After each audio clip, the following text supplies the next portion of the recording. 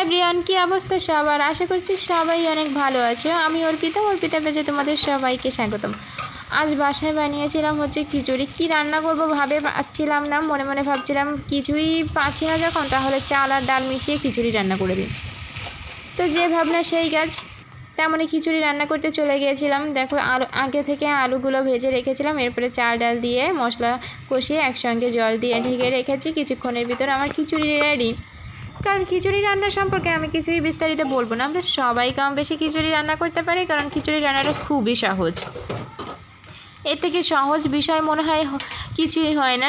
যেমন ডিম ভাজা খুবই সহজ, তেলের পরে ডিমটা ছেড়ে দিলে ভাজা হয়ে যায়, ঠিক তেমনই কিন্তু খিচুড়িটাও আমার মনে হয় তেমনই।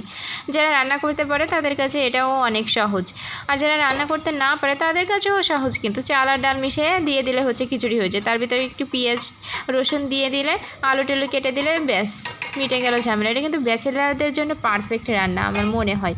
তো আমার রান্না কিন্তু হয়ে গেছে, যে খাবার জন্য পরিবেশন করে দিয়েছি।